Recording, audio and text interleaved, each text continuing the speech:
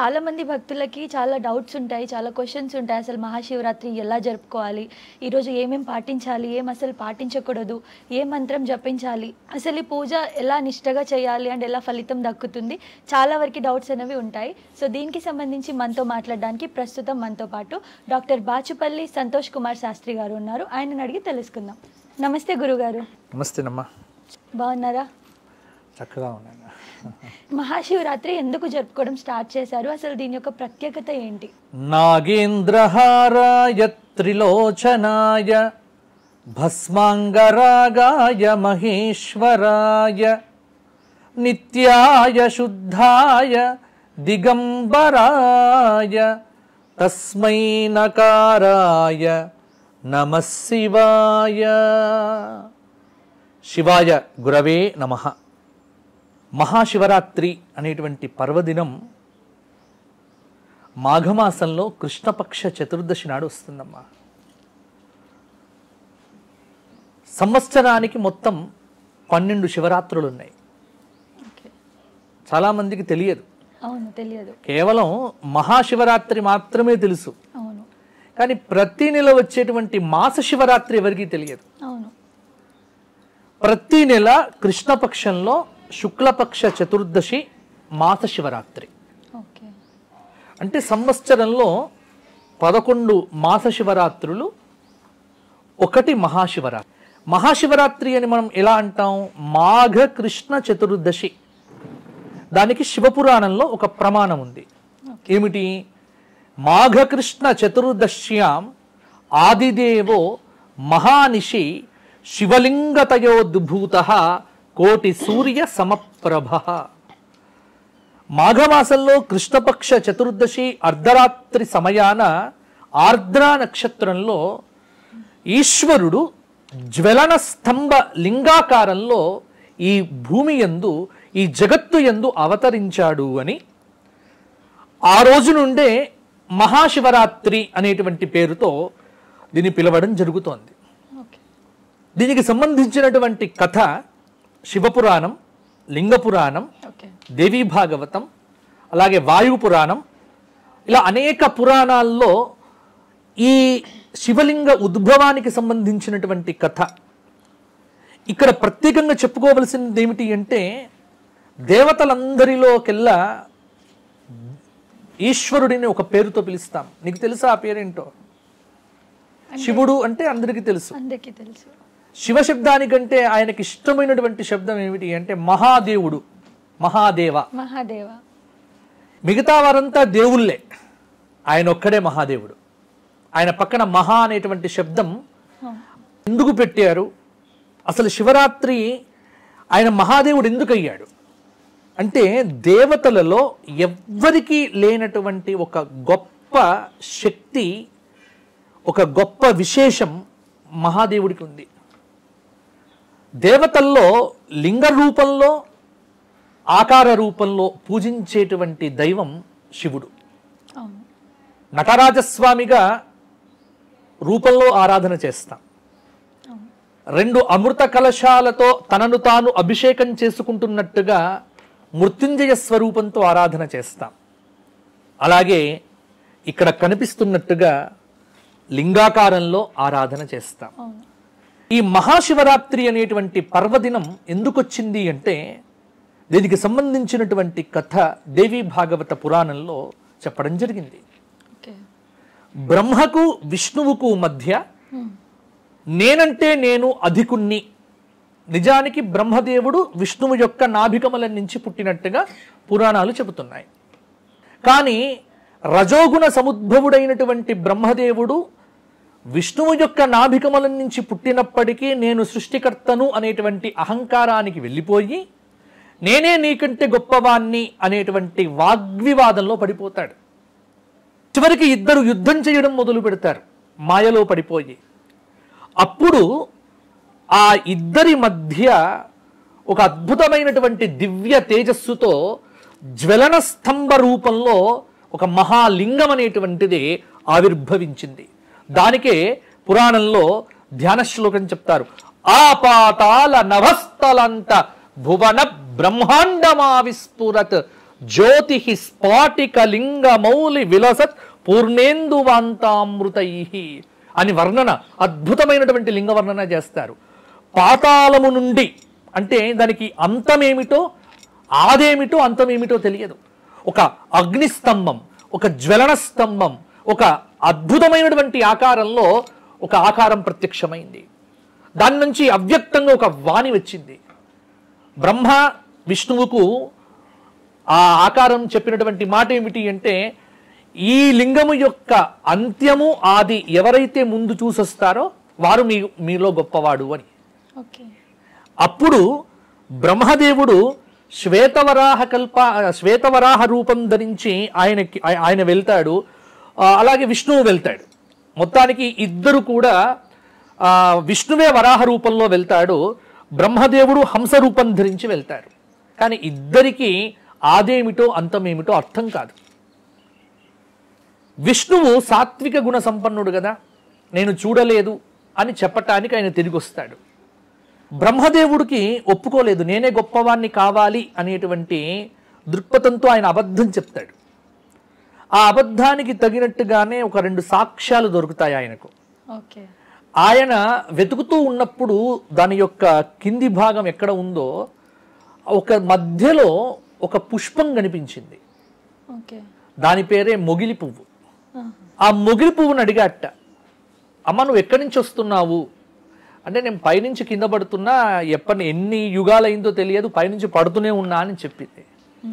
దేవీ భాగవతంలో ఇదే కథ కొంత వ్యత్యాసంగా, క్షీరాభిషేకం చేసినటువంటి గోవు కూడా బ్రహ్మకు ఎదురైంది అని.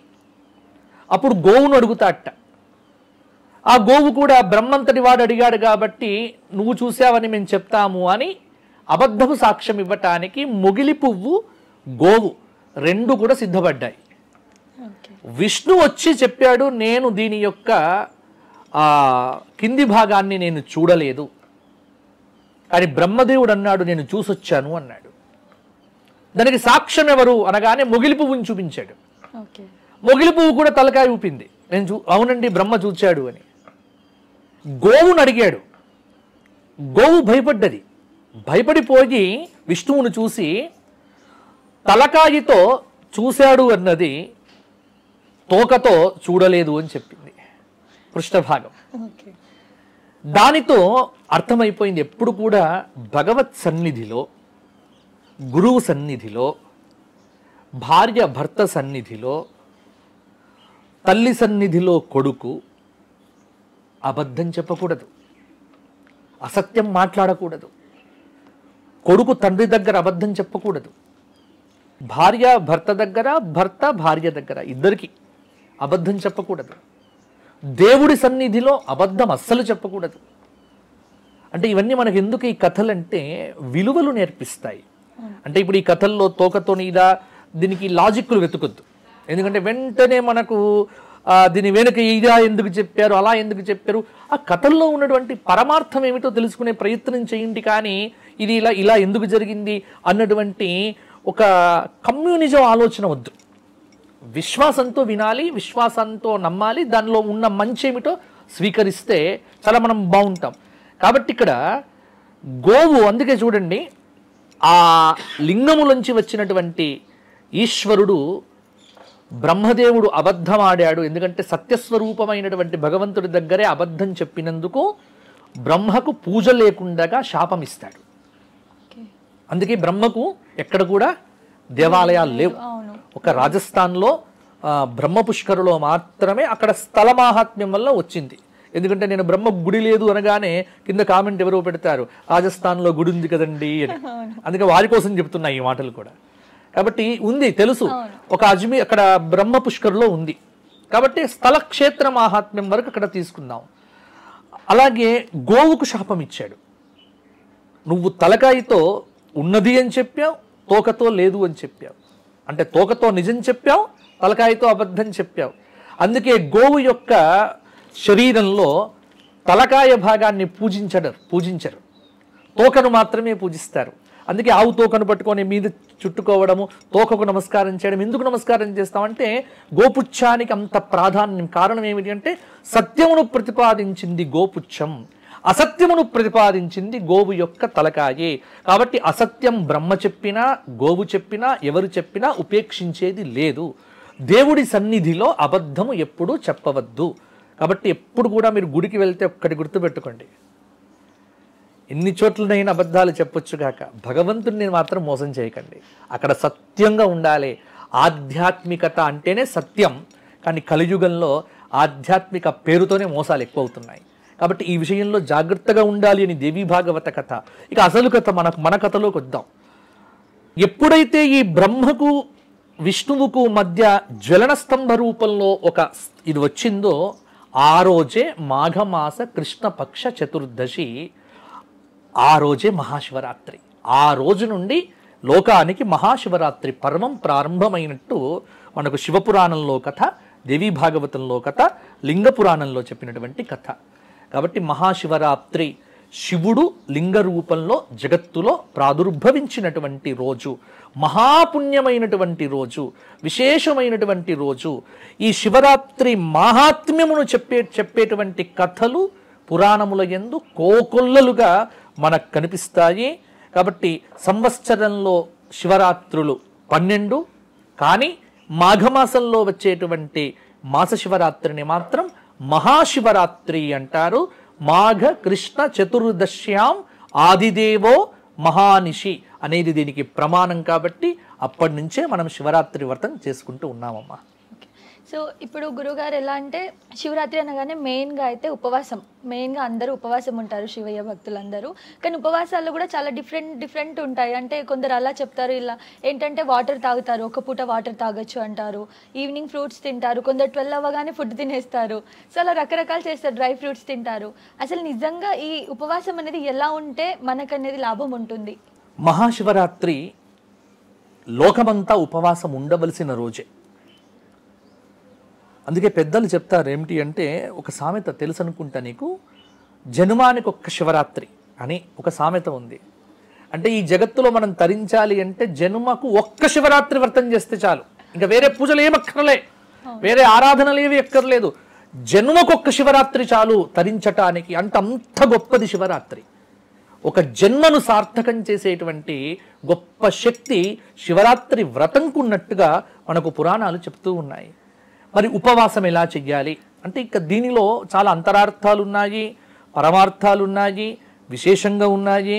ఉపవాసము అంటే వేదాంతపరంగా భగవంతుడి యొక్క సమీపంలో ఉండటమే ఉపవాసము అనేటువంటిది అందరూ చెప్పేటువంటి మాటనే. కానీ లోకంలో ఉపవాసము అంటే తినకుండా ఉండటం అనేది మాత్రం ప్రధానంగా అర్థంగా తీసుకుంటారు. దీనిలో నక్తోపవాసం అంటే రాత్రి నక్షత్రములు వచ్చే వరకు వేచి చూసి ప్రదోషకాలంలో శివుడి మీద బిల్వదళం పెట్టి భోజనం చేస్తే నక్తోపవాసం. నిర్జల ఉపవాసం, నీళ్లు కూడా పుచ్చుకోకుండా చేసేటువంటిది నిర్జలోపవాసం. ఉపవాసం కొంత ఫలములు, కందమూల భక్ష్యాదులు తీసుకొని చేసేటువంటిది. నిరాహారం, ఆహారము లేదు, విహారము లేదు, జలము లేదు, ఏదీ లేదు, నిరాహారం. ఇన్ని రకాలు ఉన్నాయి. ఇక ఏది చెయ్యాలి అనేటువంటిది ఇది మనకు. ఏది చెయ్యాలి అన్నప్పుడు శాస్త్రం ఒకటే చెప్పింది, నీ శక్తి ఎంతనో అంత చెయ్యి. కారణం ఏమిటి అంటే, శరీరమాద్యం ఖలు ధర్మ సాధనం. శరీరమును కాపాడుకోవాలమ్మా. ఎందుకంటే శరీరం ఉంటేనే ధర్మం చెయ్యాలి. శరీరం ఉన్నదే ధర్మం కోసం, ధర్మాన్ని ఆచరించడం కోసమే శరీరం. కాబట్టి ఉపవాసంతో నేను శరీరాన్ని కృషింపచేస్తాను అనుకుంటే పొరపాటు.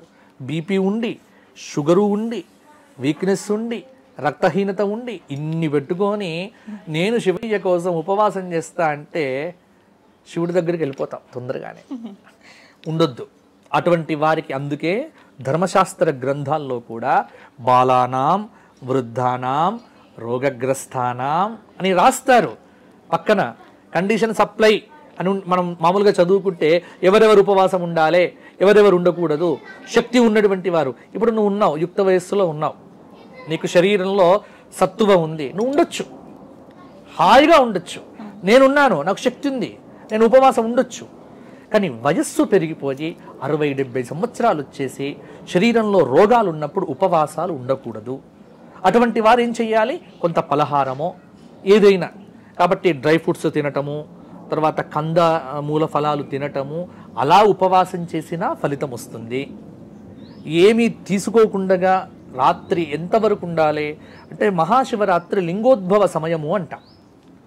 ఈ లింగోద్భవ సమయము రాత్రి 12 గంటల నుంచి 1 గంట మధ్యలో ఉంటుంది. అంటే సూర్యోదయ ప్రమాణాన్ని సూర్యాస్తమయ ప్రమాణాన్ని లెక్క కట్టి జ్యోతిష్శాస్త్రపరంగా ఆ సంవత్సరం మాఘమాసంలో కృష్ణపక్షంలో చతుర్దశి నాడు లింగోద్భవ సమయం ఏమిటో మా పంచాంగకర్తలు మేము పంచాంగంలో రాస్తాం. కాబట్టి ఈసారి లింగోద్భవ కాలం 12 నుంచి 1 గంట మధ్యలో అనుకోండి, సాధారణంగా అంతే ఉంటుంది. ఆ లింగోద్భవ సమయం వరకు ఏమీ తినకుండా ఉండి బిల్వదలం తీసి శివుడికి పెట్టి రాత్రిపూట అభిషేకం చేసుకొని అప్పుడు శివుడికి నివేదించినటువంటి పండ్లను ఆహారంగా తీసుకుంటే అక్కడ వ్రతం సంపూర్ణమైంటే లెక్క. దీనిలో చాలా విధానాలు ఉన్నాయి. సాధారణంగా మా శృంగేరి సంప్రదాయం ప్రకారం 4 యామాలకు పూజ ఉంటుందమ్మా. చతుర్యామ పూజ అంటారు. మీరు శృంగేరిలో జగద్గురువులు చేస్తారు. భారతీ తీర్థ మహాస్వామి వారు, విధుశేఖర భారతీ స్వామి వారు చేస్తారు. సాయంత్రం 6 నుంచి 9, 9 నుంచి 12, 12 నుంచి 3, 3 నుంచి 6, అంటే రాత్రి మొత్తం 12 గంటలు పూజలోనే ఉంటారు. ఇది యామ పూజ అంటారు. ప్రథమ యామం, ద్వితీయ యామం, తృతీయ యామం, చతుర్థ యామం. చతుర్థయామ పూజ అయిపోయిన తర్వాత మరలా నిత్య కార్యక్రమాలు పూర్తి చేసుకొని అప్పుడు ఏదైనా ఆహారం తీసుకోవటం, అది ఉపవాస దీక్ష విరమణం. అంటే దీని అర్థం ఏమిటి? ఆ రోజంతా ఉపవాసం చేసి రాత్రంతా జాగారం చేసి, జాగారం అంటే కూడా ఇక్కడ ఇవాళ చేస్తున్న డీజేలు కాదు, జాగారం డీజే పాటలు పెట్టుకొని ఎగరటాలు. మరి మా చిన్నతనంలోనైతే శివరాత్రి వచ్చింది అంటే 2వ షో 3వ షో స్పెషల్ షోస్ వేసేవారు సినిమా థియేటర్స్లో. ఇప్పుడు ఉన్నాయో లేవో తెలియదు నాకు. కొంతమంది సినిమాలకు వెళ్తారు. ఈ సినిమాలకు వెళ్ళటాలు, డీజే పెట్టుకొని ఆడుకోవటాలు, ఇవి శివరాత్రి కిందికి రావు, జాగారం కిందికి రాదు. శివరాత్రి అంటే శివాలయంలో కూర్చొని శివనామ స్మరణ చేస్తూ ఉపవాసంతో శివ సహస్రనామ స్తోత్ర పారాయణం చేస్తూ శివ శివ అనేటువంటి నామజపంతో శివుడికి దగ్గరగా శివుణ్ణి అంతఃకరణంలో పెట్టుకొని రాత్రంతా మేలుకొని ఉంటే అది జాగారం అవుతుంది. ఆ జాగారం అనేటువంటిది మనలో ఉన్నటువంటి ఇంద్రియ శక్తుల్ని మేల్కొల్పాలి, మనలో ఉన్నటువంటి అజ్ఞానాన్ని పారత్రోలి జ్ఞానం వైపు మనను ముందుకు తోసేట్టుగా ఉండాలి. కాబట్టి అది జాగారం అవుతుంది. కానీ రాత్రంతా టీవీలు పెట్టుకొని మెలకువగా ఉండి గుడ్లగూపలాగా ఉంటే లాభంలే, కళ్ళు తెరిచి ఉంటే లాభంలే.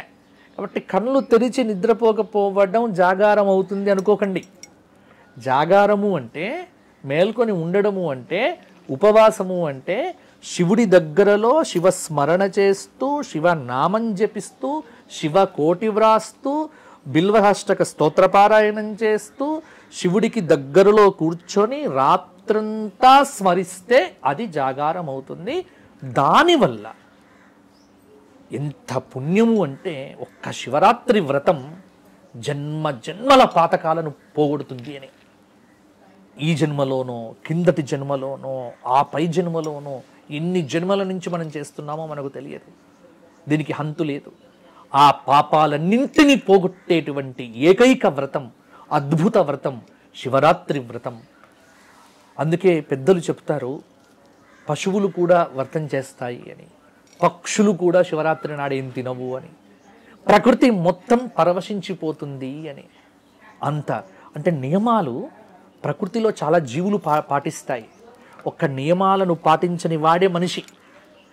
నియమాలను పాటిస్తే అది శివరాత్రి వ్రతం.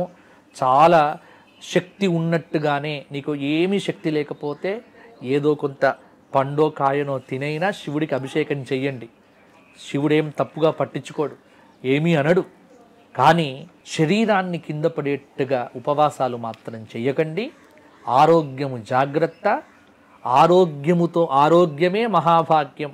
కాబట్టి శివుడిని నేను మొండిగా, కొంతమంది ఏం చేస్తారంటే, నేను చాలామంది పెద్దవారికి ఇదే చెప్తూ ఉంటా, వయస్సులో ఉన్నవారు వినరనుకోండి ఎవ్వరు, ఎందుకంటే కొంతమంది ఎన్ని చెప్పినా వినరు, ఎన్ని ప్రవచనాలు చెప్పినా, మాలాంటి వాళ్ళు ఎన్ని మాటలు చెప్పినా మొండిగా ఉంటారు. మేము చేసేదే చేస్తాం, మేము శివరాత్రి అంటే ఇలాగే ఉండాలి అని రాత్రిపూట కాగానే ఉపవాసం ఉండి నీళ్లు కూడా తాక్కుండా, కొంతమంది లాలాజలం కూడా మింగకుండా ఉంటారు.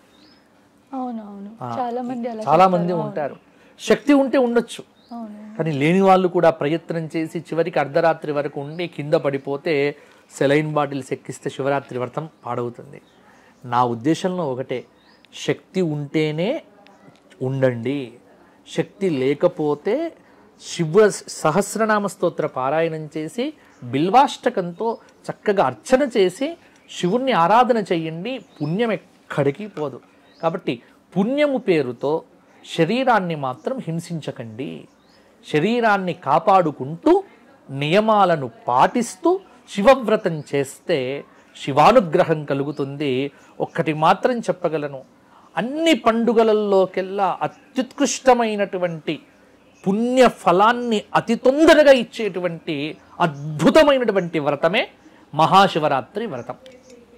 ఇప్పుడు మీరు అంటే నార్మల్గా నైట్లు మేల్కుంటారు అది చెప్తున్నారు కదా జాగారం గురించి.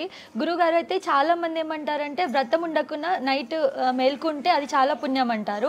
మరి ఇప్పుడు చాలామంది ఫాస్టింగ్లో ఉండి కూడా నైట్లు మేల్కోలేని పరిస్థితుల్లో ఉంటారు. అసలు ఖచ్చితంగా మేల్కోవాలా వ్రతం చేసిన వాళ్ళు? అలా ఏమైనా ఉంటుందా?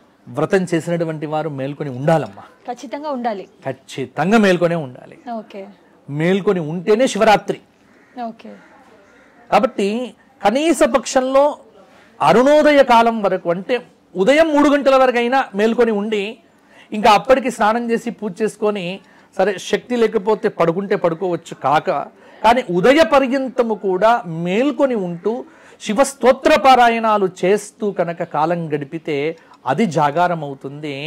అటువంటి నియమం కలిగినటువంటి ఒక్క శివరాత్రి మన జన్మకు సరిపడినటువంటి పుణ్యాన్ని ఇస్తుంది అనేది శివరాత్రి వ్రత మాహాత్మ్యం అనేటువంటిది చెప్తోంది. అందుకే శివరాత్రి వ్రత మాహాత్మ్యం అనేటువంటి పేరుతో శ్రీనాథ మహాకవి తెలుగులో ఒక అద్భుతమైనటువంటి కావ్యమే రాసినాడు. శివరాత్రి గురించి ఎన్నో పురాణాల యందు అంతులేని వర్ణన ఉంది. ఎన్నో శివరాత్రికి సంబంధించినటువంటి కథలు చాలా వరకు పురాణాల్లో చెప్పబడి ఉన్నాయి. కాబట్టి నేను ఒక్కటే చెప్తున్నా, ఏమిటి అంటే, మీకు సాధ్యమైతేనే ఉండగలిగితేనే ఉండే ప్రయత్నం చెయ్యండి. లేకపోతే బిల్వదలను తీసి పెట్టుకొని బిల్వాష్టకం చేసైనా ఆ రోజు శివస్మరణ చేసి హాయిగా విశ్రాంతి తీసుకోండి. కానీ జాగారం పేరుతో వికృతమైన వేషాలు వేయకండి. సంప్రదాయాన్ని సంప్రదాయంగా ఉంచండి, ధర్మాన్ని ధర్మంగానే ఆచరించండి. కాబట్టి ఏదో ఆచరించాలి, ఎలాగో అలాగో ఆచరించాలి అని మాత్రం అనుకోకండి. కాబట్టి రాత్రిపూట డీజే సౌండ్లు పెట్టి, ఇప్పుడు కాలం మారిందనే పేరుతో బతుకమ్మను మార్చేశారు. బతుకమ్మ పాటలు పోయి డీజేలు మిగిలాయి. పూర్వకాలం బతుకమ్మ అంటే 7 బతుకమ్మ ఉయ్యాలో అని పాటలు పాడేవారు. ఇప్పుడు కాస్త అది పోయింది, డీజే పెట్టుకొని ఎగురుతున్నారు.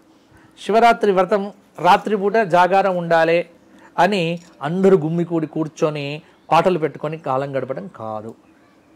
శివస్మరణతో, శివస్తోత్రములతో, శివనామ సంకీర్తనంతో, అహరహము శివభావనతో చిదానంద రూప శివోహం శివోహం అనే ఆత్మానుసంధానపూర్వకమైనటువంటి భక్తితత్వాన్ని అనుభవిస్తూ చేసేటువంటి అద్భుత వ్రతమే మహాశివరాత్రి వ్రతం.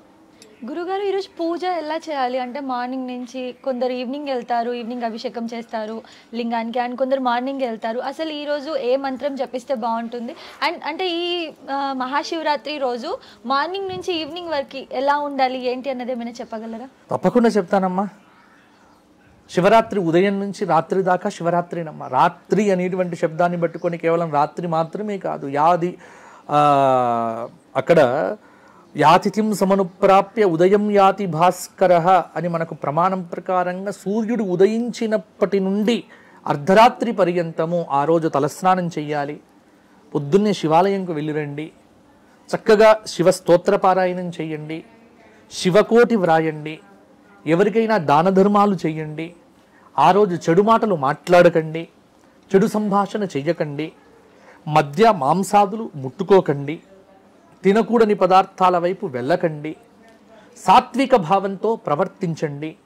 ఆ రోజంతా కూడా వీలైతే మనస్సు శివమయం చేసుకొని దేహమంతా శివుడే అన్నటువంటి భావంతో పంచభూతాల్లో కూడా శివతత్వాన్ని అనుభవిస్తూ అష్టమూర్తి స్వరూపంగా జగత్తు యందు ప్రాదుర్భవించినటువంటి ఆ మహాదేవుడిని శరీరమంతా ఆపాదించుకొని సర్వం శివమయం జగతు అన్నటువంటి తాదాత్మ్య భావనతో శివరాత్రి వ్రతాన్ని ఆచరిస్తే సరిపోతుంది. ఏ నామం చెయ్యాలి? పంచాక్షరీ నామం, పంచాక్షరీ మంత్రం. ఇక్కడ ఎవరికైతే ప్రణవంతో కూడినటువంటి ఓంకారంతో కూడినటువంటి పంచాక్షరి జపము యందు అర్హత ఉంటుందో వారు ఆ పంచాక్షరి చెయ్యవచ్చు. లేనటువంటి వారు ఇప్పుడు నేను చెప్పేటువంటి అందరూ చేయదగినటువంటి నామం నేను చెప్తున్నాను వినండి. శ్రీ శివాయ గురవే నమః. ఈ నామం చేయండి. శ్రీ శివాయ గురవే నమః అంతే సరిపోతుంది. లేకపోతే శివాయ నమః చాలు. ఈ నామం సరిపోతుందమ్మా. ఈ నామము ఈ రోజంతా చెయ్యండి. లేకపోతే శివ సహస్రనామం ఉంది, మహాభారతంలో అనుశాసన పర్వంలో వస్తుంది. శివ సహస్రనామ పారాయణం శివరాత్రి వ్రతం రోజున చేసిన లేకపోతే విన్నా, కొంతమంది నన్ను అడుగుతారు ఏమిటి గురుగారు మాకు శివ సహస్రనామం అంత తొందరగా రాదు, ఉచ్చారణ పలకదు. దానికోసం ఏం చేస్తారు? యూట్యూబ్ చూడండి, శివ సహస్రనామాలు ఉన్నాయా? ఉన్నాయి. హాయిగా పెట్టుకోండి, పుస్తకం ముందర పెట్టుకోండి, అది వింటూ చూడండి, పారాయణం అయిపోతుంది. చెయ్యాలనే సంకల్పం ఉంటే పూజ ఎలా అయినా చెయ్యొచ్చు. అలాగే పూజ చెయ్యాలి, ఎలా చెయ్యాలి? ఒక శివలింగం ఉంటే హాయిగా ఒక చెంబు నీళ్లు తీసుకొని హరహర మహాదేవ అనేటువంటి నామం చెప్పి నీళ్ళు పోయండి. మహాదేవ మహాదేవ మహాదేవ దయానిధే అది చెప్తూ పోయండి. చెయ్యాలనే సంకల్పం ఉంటే రాయిని శివుడిగా భావించి అభిషేకం చేసిన శివుడు అనుగ్రహిస్తాడు. కాబట్టి శివాలయ దర్శనం చేసుకోండి. ఈ రోజంతా నియమంగా ఉండాలి. శివరాత్రి వ్రతం అంటే రోజటిలాగా ఉండటం మాత్రం కాదు, తలస్నానం తప్పకుండా చెయ్యాలి. స్నానం చేసిన తర్వాత నొసట 3 రేకుల విభూతిని తప్పకుండా ధరించాలి. మారేడు దళములు తీసుకొని వెళ్ళి శివలింగం మీద పెట్టాలి. గంగా జలముతో శివలింగానికి అభిషేకం అనేటువంటిది చెయ్యాలి. శివ స్తోత్ర పారాయణాదులు చెయ్యాలి. ఉదయం నుంచి రాత్రి వరకు కూడా శివాయ నమః, శివాయ నమః, శివాయ నమః, నమః శివాయ, నమః శివాయ, శివాయ గురవే నమః ఇది చేస్తే సరిపోతుంది. చక్కటి ఫలితం వస్తుంది.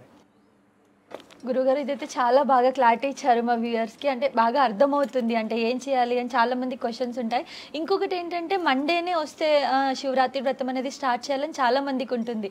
సోమవారం అది నాకు తెలిసి 5 సంవత్సరాలకు ఒకసారి వస్తుందని అనుకుంటున్నా. అదే ఎందుకు అలా అంటారు అన్నది క్లారిటీ కావాలి గురుగారు. ఒకటమ్మా, శివరాత్రి సోమవారం నాడు వస్తేనే ఆచరించాలి అనేటువంటిది నమ్మకం. ఓకే, నన్ను అడిగితే శివరాత్రి ఎవరు ఆచరించాలి ఎవరు ఆచరించకూడదు అనేది ప్రశ్నే లేదమ్మా. ఈ భూమి మీద పుట్టినటువంటి హిందూ ధర్మాన్ని ఆచరిస్తున్నటువంటి ప్రతి వ్యక్తి శివరాత్రి వ్రతం చెయ్యవలే. నేను చెయ్యను అని అన్నారు అనుకోండి, వాడి కర్మ వాడిని విడిచిపెట్టండి. కానీ భూమి మీద పుట్టిన ప్రతి సనాతన ధర్మాన్ని అవలంబిస్తున్నటువంటి ప్రతి వ్యక్తి కూడా శివరాత్రి వ్రతం చేయవలసిందే. కాబట్టి ఎప్పుడు పట్టాలి? ఈ సంవత్సరం వచ్చింది పట్టండి. సోమవారం వస్తే విశేషం, ఇంకా విశేషం. ఎందుకంటే శివుడికి సంబంధించినటువంటి వారం సోమవారం కదా. సోమవారం నాడు శివరాత్రి వచ్చింది అంటే అది అద్భుతమైనటువంటి రోజు. ఆ రోజు తప్పకుండా పట్టండి. మరి మంగళవారం నాడు వస్తే, బుధవారం నాడు వస్తే, గురువారం నాడు వస్తే, శుక్రవారం నాడు వస్తే, శనివారం నాడు వస్తే, ఆదివారం నాడు వస్తే పట్టకూడదా? పట్టొచ్చు, అది కూడా పట్టొచ్చు. పట్టకూడదు అనేది ఏం లేదు. సోమవారం వస్తే విశేషం, రానంత మాత్రాన దానికి విశేషం తగ్గిపోతుంది అని అనుకోవద్దు. శివరాత్రి ఏ రోజు వచ్చినా విశేషమేనమ్మా. ఇంకా విశేషం ఏమిటి అంటే సోమవారం వస్తే ఇంకా విశేషం. కాబట్టి ఇక్కడ ఒక్కొక్క దానికి గొప్పతనం చెబుతూ వెళ్ళారు.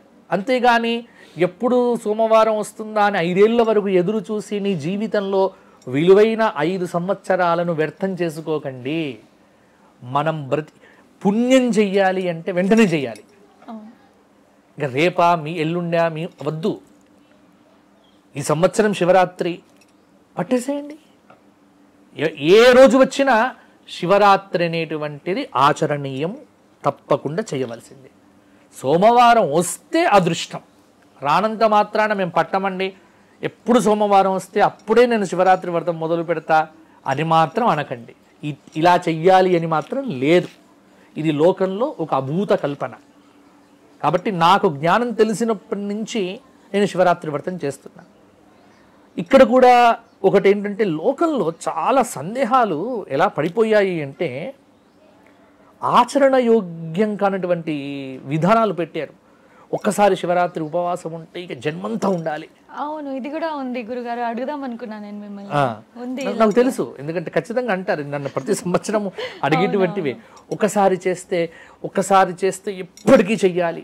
మళ్ళీ ఏమంటారంటే, ఒకవేళ మనం వదిలినా మన ఎవరికైనా ఫ్యామిలీ మెంబర్స్ కి ఇవ్వాలి అది అన్నట్లు చెప్తూ ఉంటారు, మూఢనమ్మకాల్లాగా. అస్సలు లేదమ్మా, మనం వదలటం లేదు. ఇప్పుడు శరీరానికి శక్తి ఉన్నంత వరకే. సంకల్పంలో చేసేటప్పుడు మనం ఎప్పుడు కూడా పూజ ఎట్లా చేయాలి అంటే, సంభవద్భిః ద్రవ్యైః సంభవద్భిః ఉపచారైః సంభవత నియమేన దేశకాల నియమానుసారేణ ఇన్ని చెబుతున్నాం. అంటే నాకు శాతనైనంత, నాకు శక్తి ఉన్నంత చేస్తాను, అంతే కదమ్మా. కాబట్టి శివరాత్రి వ్రతం అనేటువంటిది ఈ సంవత్సరం మొదలుపెట్టి వచ్చే సంవత్సరం వీలు కాదు అన్నంత మాత్రాన భయపడిపోకండి, ఆచరించే ప్రయత్నం చెయ్యండి. కానీ ఇటువంటి అపనమ్మకాలతోని వ్రతాలను పాడు చేయకండి. శివరాత్రి వ్రతం ఒక్కసారి మొదలు పెడితే కంటిన్యూ చేయాలి కాబట్టి మొదలు పెట్టం, అలా అనడం బట్టి చాలామంది మొదలు పెట్టట్లే. ఒక్కసారి చేసేస్తే, ఒక్కసారి ఉపవాసం ఉంటే జీవితం అంతా ఉపవాసమే ఉండాలి అని అటువంటి నియమాలు ఏం లేవమ్మా. లేవు. కానీ నియమం లేదు, కానీ నియమం పెట్టుకో అని చెప్తున్నా నేను. శివరాత్రి వ్రతం అనేటువంటిది యావజ్జీవితం చేయదగిన వ్రతం. దీనికి సంబంధించి మనకు జపాన్లో కానీ లేకపోతే కొన్ని బయట దేశాల్లో కూడా పరిశోధనలు జరిగాయి.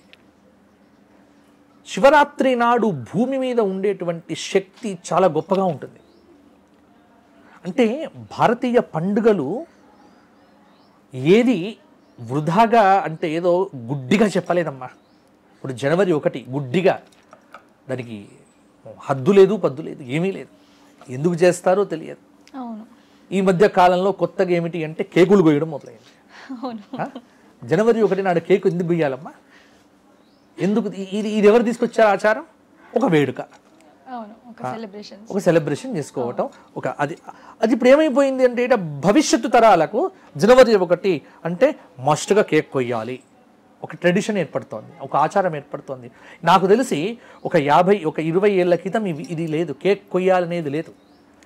ఈ సామాజిక మాధ్యమాలలో తర్వాత వీటన్నిట్లలో అంటే టెక్నాలజీ పెరిగి కమ్యూనికేషన్ అనేది అన్ని చోట వ్యాప్తమైనప్పుడు ఏమీ లేదు. జనవరి 1 నాడు రాత్రి డిసెంబర్ 31 నాడు కేక్ కొయ్యాలి, అలా ఒక సెల్ఫీ దిగాలి, స్టేటస్ పెట్టుకోవాలి. ఇది అంటే ప్రదర్శన, ఒక వేడుకను ప్రదర్శించటానికి ఒకటి మనం పెట్టుకున్నాం. కానీ ఇది కాదు, ఇటువంటిది కాదు. శివరాత్రి నాడు చాలా ప్రత్యేకతలు ఉన్నాయి. ఖగోళంలో మార్పులు జరుగుతాయి. ఆ రోజు నక్షత్ర మండలంలో ఒక నక్షత్ర గుంపు కనిపిస్తుంది. అంటే ఇవన్నీ దీనికి సంబంధించి మృగశిర నక్షత్రానికి సంబంధించినటువంటి ఒక కథ పురాణంలో వస్తుంది. అంటే శివరాత్రి వ్రతానికి మృగశీర్ష నక్షత్రానికి సంబంధం ఉన్నటువంటి ఒక కథ చాలా చోట్ల మనకు కనిపిస్తూ ఉంటుంది. ఎందుకు చెప్తున్నానంటే ఇవన్నీ కూడా ప్రమాణం ఉన్నాయి వీటికి. కాబట్టి మన పండుగలన్నీ కూడా చాలా ప్రకృతిని అనుసరించి వచ్చినటువంటివి. కాబట్టి శివరాత్రి కూడా ఆ రాత్రి ఎంత శక్తి ఉంటుంది, శివుడి యొక్క లింగాన్ని పూజ చేయటం వల్ల ఎంత పాజిటివ్ ఎనర్జీ పెరుగుతుంది, ఆ నమశివాయ అనేటువంటి పంచాక్షరిని జపించటం వల్ల నరాలన్నీ కూడా ఉప్పొంగిపోతాయి. శరీరంలో ఎప్పుడైతే నీవు ఆహారం తీసుకోవడం మానివేసావో శరీరంలో ఉన్నటువంటి మొత్తం భాగాలన్నీ కూడా యాక్టివేట్ అయిపోతాయి, కొంత తేలిక పడతాయి, తద్వారా మనస్సు తేలికవుతుంది, శరీరము తేలికవుతుంది. కాబట్టి చాలా ఉపయోగాలు ఉన్నాయి. అందుకే ఇప్పుడు ఆధునిక వైద్యులు కూడా చెప్తున్నారు కదా, ఏమని చెప్తున్నారు, 15 రోజులకు ఒక్కసారి ఏమీ తినకుండా ఉండాలి. అవును చెప్తున్నారు. ఏమీ తినకుండా ఉండటానికి ఏకాదశి అని పెట్టారు. అంటే మన ఆచారాలన్నీ కూడా కేవలం పుణ్యం కోసం కాదు, శరీర దృఢత్వం కోసం కూడా.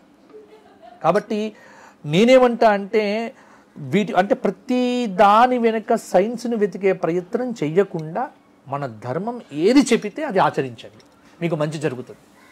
నా హిందూ ధర్మం చెప్పింది, నా సనాతన ధర్మం ఏది చెప్పినా మంచే చెబుతుంది. శివరాత్రి వ్రతం చేయమని చెప్పింది, చేద్దాం. ఉపవాసం ఉందాం, వీలైనట్టుగా ఆ రోజున కందమూల ఫలాదులు తిందాం. తెలంగాణలో కందగడ్డ అమ్ముతారు.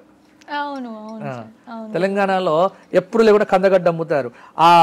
చక్కగా ఉడకబెట్టుకొని అది తినటం అంటే ఆ రోజు ఉపవాసం ఉండి లోపల నుంచి వచ్చినటువంటి భూమి నుంచి వచ్చిన కందం తినటము, తర్వాత ఆ పుష్పాలు తీసుకొని వెళ్ళి పెట్టడము.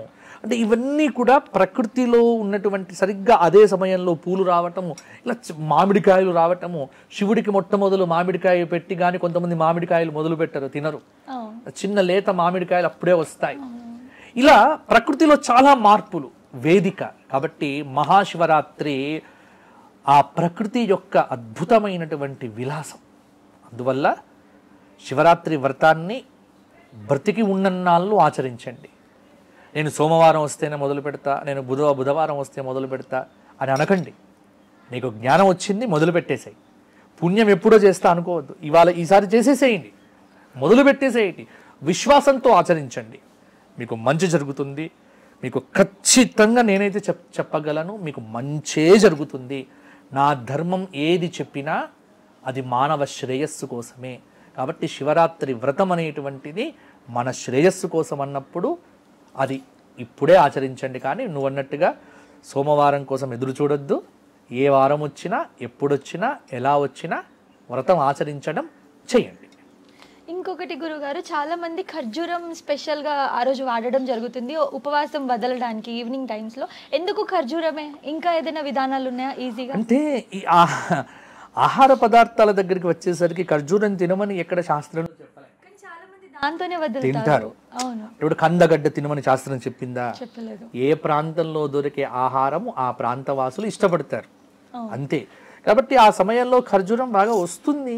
కాబట్టి ఖర్జూరం అనేటువంటిది నేచురల్గా ప్రకృతి ఇచ్చినటువంటిది. అందువల్ల ఖర్జూరం తినటము కొంత శక్తిని ఇస్తుంది.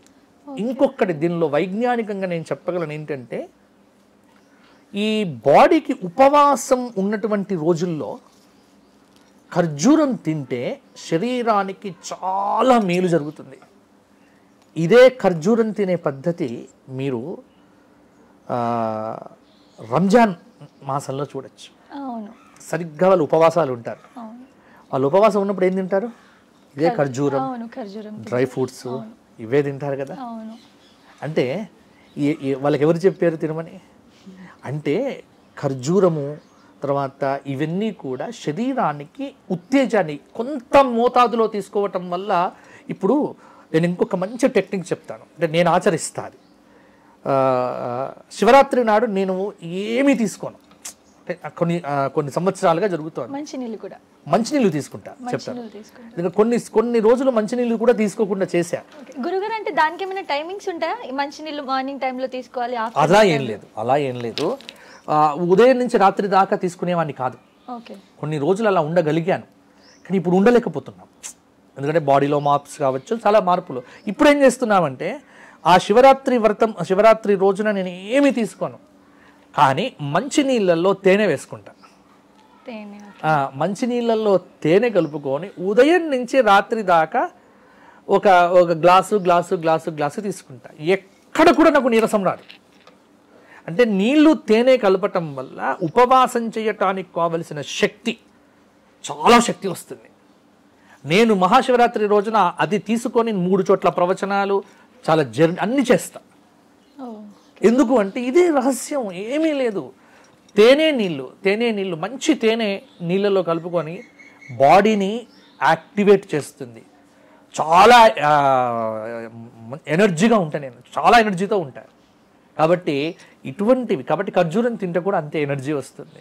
అది ఏదైనా నియమం అయితే లేదు, ఖర్జూరం తినాలి, ఉపవాసం ఉంటే ఖర్జూరం తినాలి అని ఎక్కడ శాస్త్రంలో చెప్పరు. ఏది తినాలో ఏది చెప్పలేదు. మనుషులు క్రియేట్ అంటే మనం చేసుకున్నది ఇదంతా. ఏది పదార్థం దొరికితే, ఇప్పుడు మా దగ్గర ఏకాదశి ఉపవాసం చేసినప్పుడు తెలంగాణ ప్రాంతంలో మా ఊర్లో చపాతీలు తింటారు, పులుకాలు, రొట్టెలు, పూరీలు తింటారు. అదే మీరు ఉత్తర భారతదేశంకి వెళ్తే, మీ ప్రాంతం ఆ ప్రాంతంకి వెళ్తే అక్కడ సగ్గు బియ్యంతో చేసినవే తింటారు. ఎందుకంటే అక్కడ ఉపవాసం అంటే, ఎందుకంటే వాళ్ళు రోజు తినేటువంటిది చపాతి, రోజు తినేది చపాతి. కాబట్టి వాళ్ళకి ఆహారం అంటే చపాతి, ఇక్కడ ఆహారం అంటే అన్నం.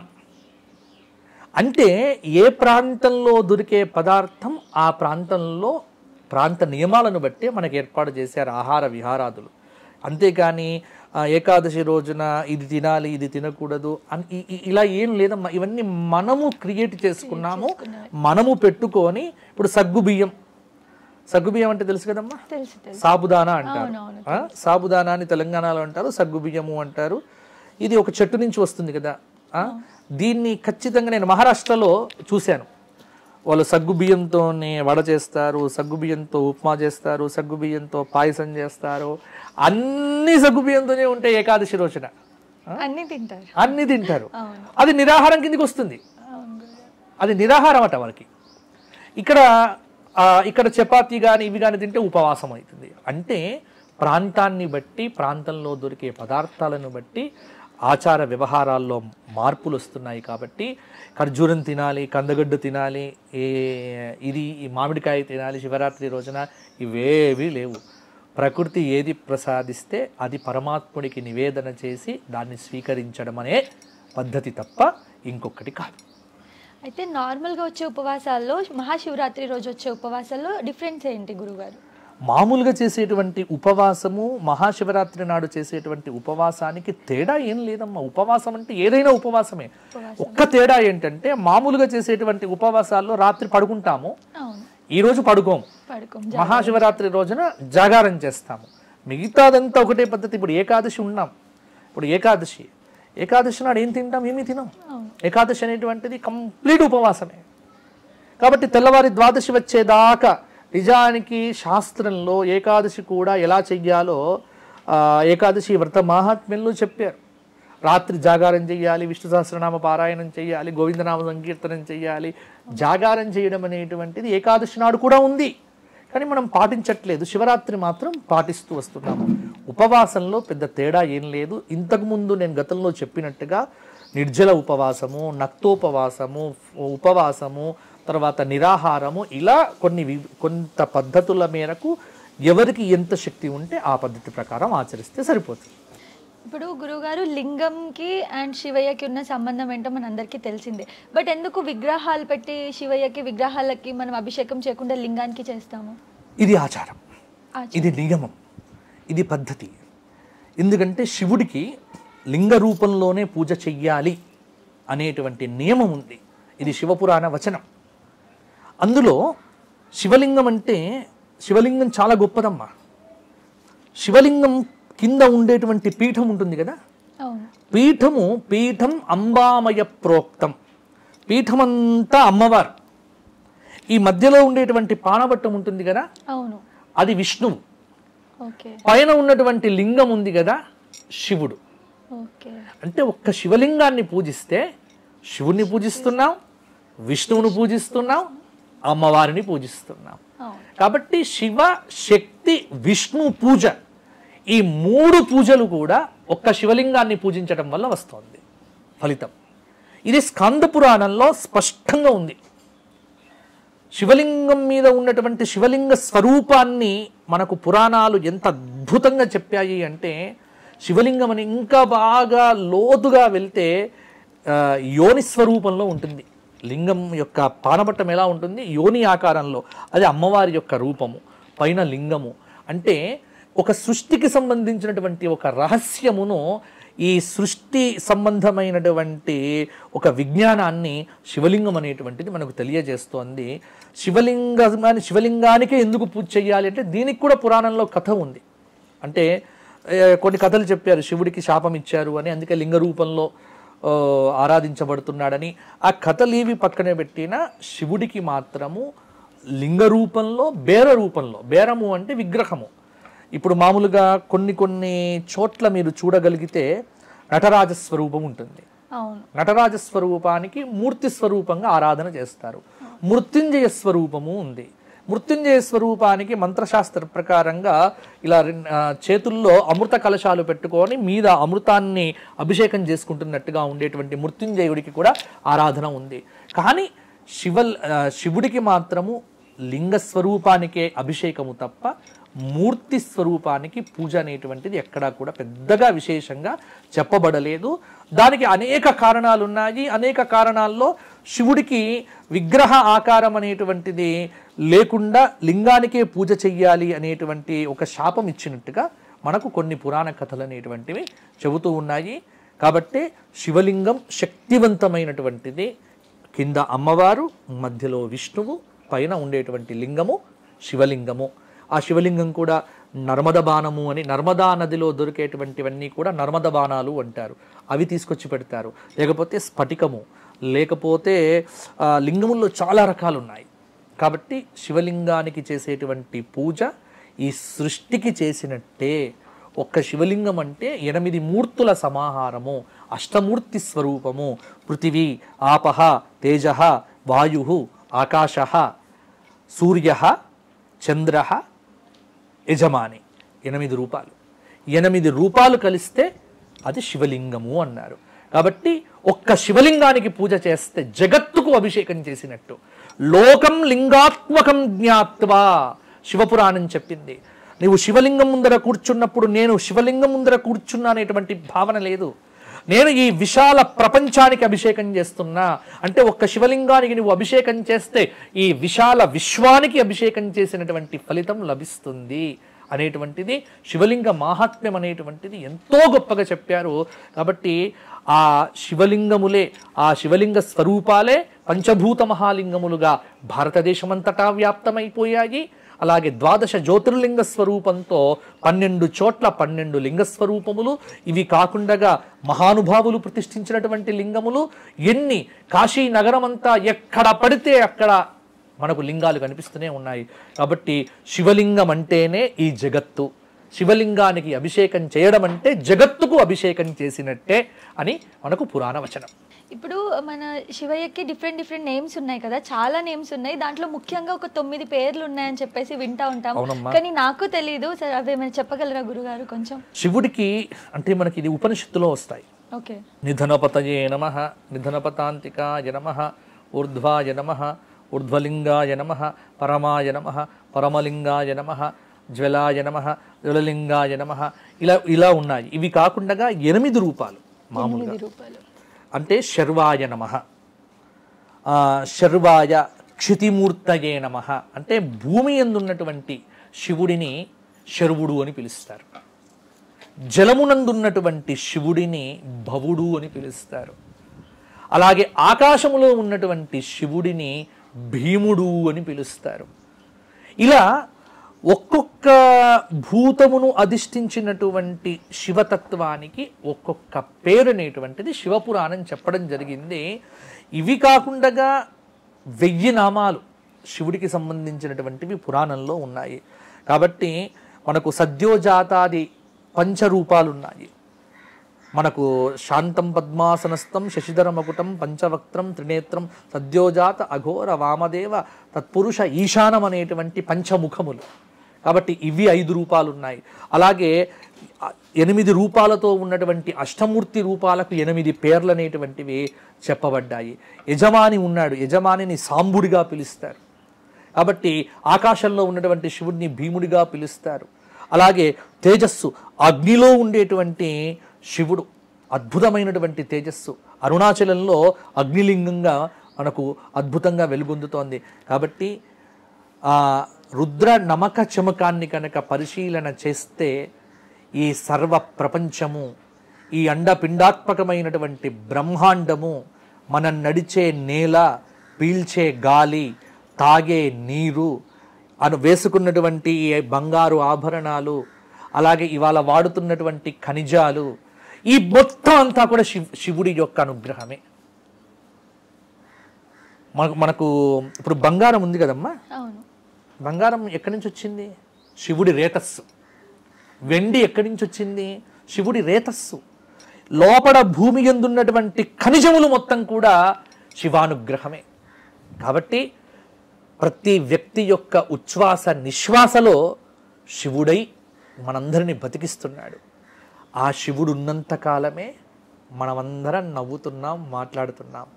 శివుడు మనలోంచి వెళ్ళిపోతే శవము అంటున్నాం. కాబట్టి శివము ఉన్నంత వరకే మాట్లాడగలము. శివము పోయింది, శవము మిగిలింది.